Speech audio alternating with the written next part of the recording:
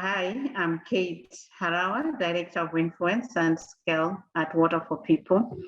I started my work many years ago, I think around 15 years now, as a country director. And while in that position, I also assumed a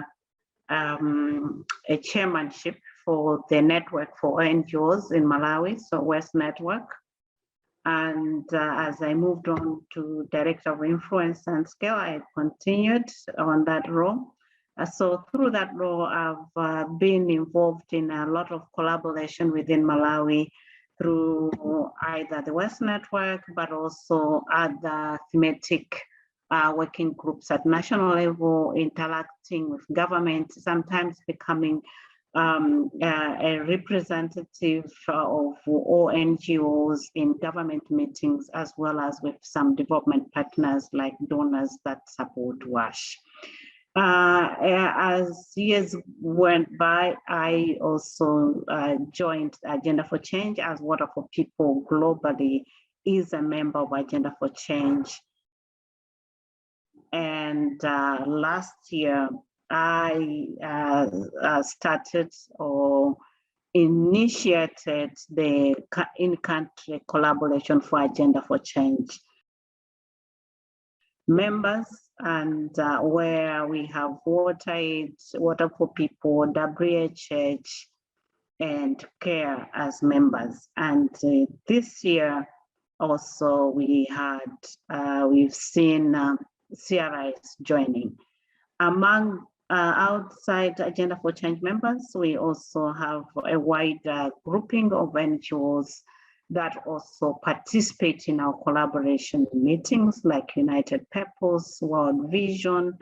As for World Vision, we also have an MOU, a memorandum of understanding, where we collaborate in district-wide approach and system strengthening.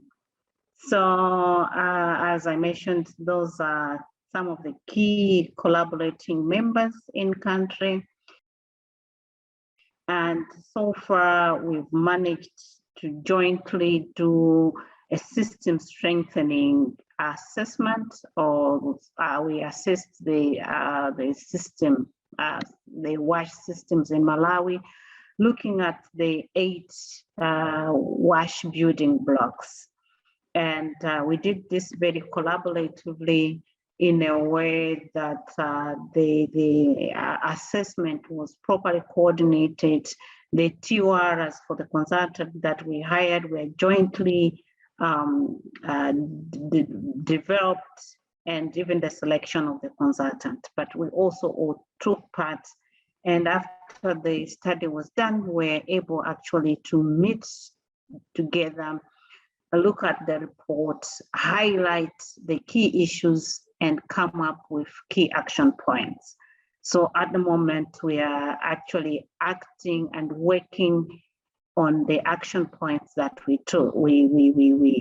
put in place.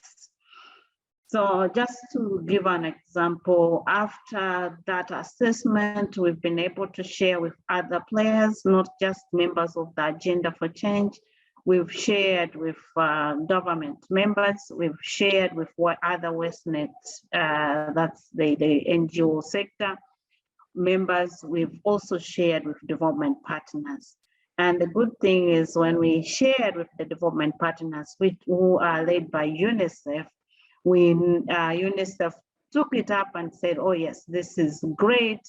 And maybe we should be looking at system strengthening and certain building blocks as part of the things that we review and look at and report as players in the WASH sector. And one of the things that we noted in the assessment was the lack of a financing strategy that will take Malawi to achieve SDG 6. So then government and UNICEF decided to take that up again and prepare a financing strategy for the country, for the WASH sector. And currently that process is going on. It's supported by UNICEF and led by government. And it happens that IRC and Water for People teamed up as consultants. As you know, that IRC has a consulting component. So with that, we happen to be even as consultants, but providing technical assistance to government in this development of the financing strategy. And the other thing is that, as I said, one of the main focus is system strengthening of the wash sector. We noted that building or wash facilities, digging or drilling boreholes, putting pipes on the line and making gravity-fed schemes, it's not enough. It's not the end. Because even after you do that, if there are no proper systems, if government is not taking lead, then you always get back to the same place you started, because pipes break, pumps break, and there is no one to take care of that. So we felt system strengthening is very important and is key, but it also starts with planning, not just the financing planning that I've talked at national level, but district-wide planning and approach to implementation, where everyone is properly coordinating and collaborating, doing things together, supporting government. So in that process, one of the things we as Agenda for Change members agreed together with other collaborating partners was that we will support a number of districts and provide guidance in those districts to prepare a district wash sector investment plan that is with a proper financial plan, funding strategy, and which is properly costed at the full life cycle. So with that, we started just as Agenda for Change members, but as I'm talking now, we have government also doing similar things in 5 other districts with support from African Development Bank. And us as Agenda for Change collaborating members, depending on our capacities and our strengths, we've been involved to support this process in these 5 other districts that government is doing. So I'll give an example. I would go to a district invited by government, invited by African Development Bank people to help with the visioning process, how the district can visualize.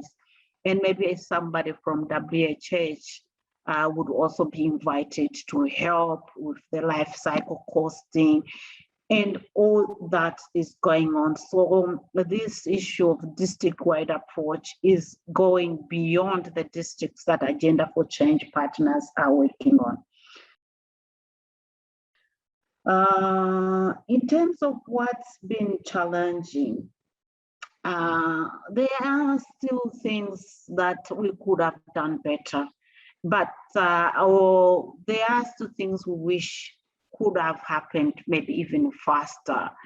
I think, but you know, 2 things with the COVID meetings, face-to-face meetings are halted. As a result, things that we could have done and maybe discussed properly in face-to-face sometimes do not happen. But also working in a collaboration, you have people with different goals and different priorities. Although we all know and we feel that it's important that we collaborate, we do system strengthening and we work together, it's not easy, because still people have to do some wash service delivery activities. So to sometimes agree on timing and do things together, it's also, it's sometimes quite challenging. The other key thing is funding.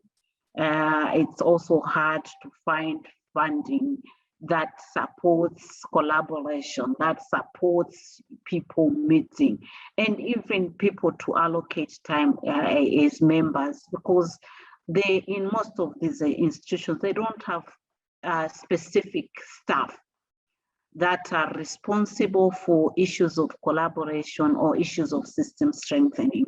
So it becomes as an add-on activity or add-on responsibility. So I think moving forward for Agenda for Change members and partners, having more global leadership push for the in-country collaboration is important, and also not just a push, but with a resource allocation, so both in human terms, time, and money. I think it's very important, because it's only that way when people can, or countries can allocate staff and time and contribute to collaboration properly.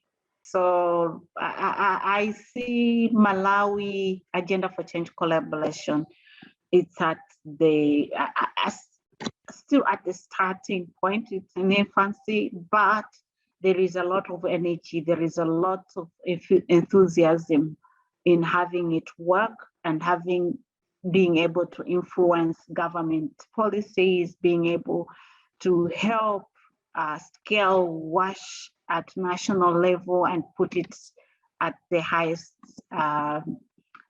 profile at national level in terms of where it fits in the agenda of the national government.